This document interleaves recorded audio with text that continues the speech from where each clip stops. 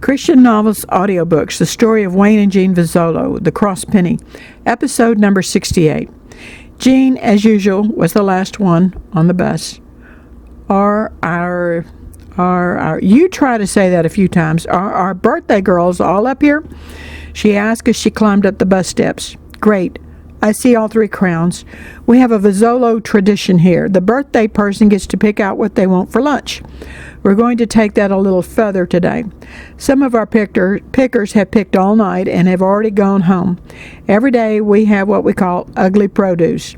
The only thing wrong is that the veggies are shaped funny, and that's what we use to cook with at home and in the mess hall. So today our birthday girls are going to pick from the ugly produce what our kitchen crew is going to fix for lunch. At least we are not going to make you go out in the field and literally pick what you want for lunch, or have you cook it, or expect you to clean up the dishes. Most everyone grinned and giggled like a bunch of junior high girls. By the way, our driver's Chester. Chester's been around Vozzolo produce for many years. Onward, driver. Take us to the ugly produce. She patted Chester on the shoulder. As she moved to sit down next to Beth on the front seat behind the driver, she noticed the one person who chose to sit alone at the very back of the bus. The driver of Sunny Hills Nursing Home station wagon sat all by herself, just looking out the window. Yes, ma'am, Chester chuckled as he stood to bow down and sweep his hat off to the Queen. Your every wish is my command. There were more giggles, although none from the back seat.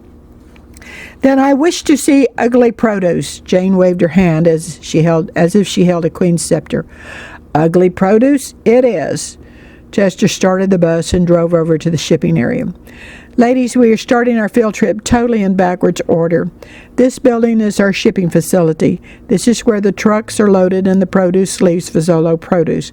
Come on inside and let's observe it in action.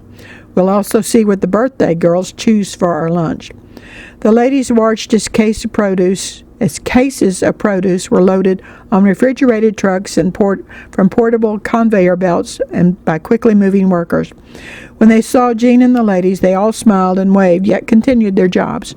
Birthday girls, front and center. Move faster. You didn't get that old and slow overnight. Jean beckoned. Girls, the question everyone has on their minds, even though our tummies are full right now, is what's going to be for lunch? One birthday girl chose odd-shaped yellow squash and zucchini squash. One found delight at the funny-looking beets and tomatoes. I see you with the beets. You want to challenge our kitchen staff. We'll see if they've got you covered or not.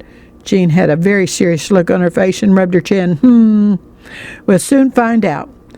Beth was amazed at the amount of ugly produce left from just one night's picking. She smiled at the thought of rescuing all of that ugly produce as she picked sweet potatoes, red bell peppers, and onions. Eduardo, Jean spoke to one of the men working in shipping, would you please take these veggies over to the kitchen, and when you finish, take the French crew to the bunkhouse bathrooms and then on over to the picnic tables. We deliberately made enough breakfast casseroles to feed everybody for today. They will just need to eat in shifts. Let Mark drive you back so you can be the guard dog during this early lunch. Yes, ma'am. No problem. By the way, breakfast was really good. These guys are going to love it. He smiled and nodded his head and loaded the boxes into the back of the white truck. Head 'em up, move 'em out, driver. Take us around the fields out by the new fence row next, instructed Jean as she turned and faced the group. Ladies, in our final phone conversation with Tony, while his team was still in the States in training, he told us to build a big fence to keep people from shopping from the road, as he called it. We were honoring that request and putting up Tony's fence. We have a great fence crew headed up by Beth's son, Mark. As she continued, Jean saw the pregnant young lady on the back seat perk up and listen intently. Hopefully by the first of the year or soon thereafter, they will be finished with this much-needed and money-saving fence. Actually, all of the fence crew, but Mark, already have jobs waiting with the barbed wire manufacturers and installers when they complete this fence. The CEO owner is so impressed with the whole crew and all of their work. Wayne and I are delighted Mark wants to stay here, even though the fence manufacturer wanted him first. Beth turned around and looked at the fence. I just have to say it. When you buy Vozzolo produce, you get on-the-job training for young men with no skills who will one day be able to support their future families, and it won't be with drug money either. Sorry, I couldn't resist. Jean sat down and whispered to Beth, "How does that girl know Mark?" "I'm wondering that myself," Beth whispered back. "She really perked up when you mentioned his name again." The ladies toured the fields and the remainder of Vozzolo produce for the next hour or so.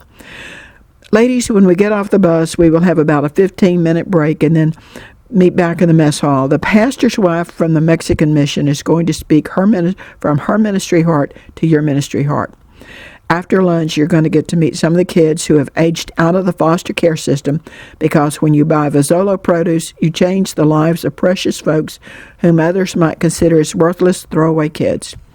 Now we have Liliana, the pastor's wife from the Mexican mission across the border."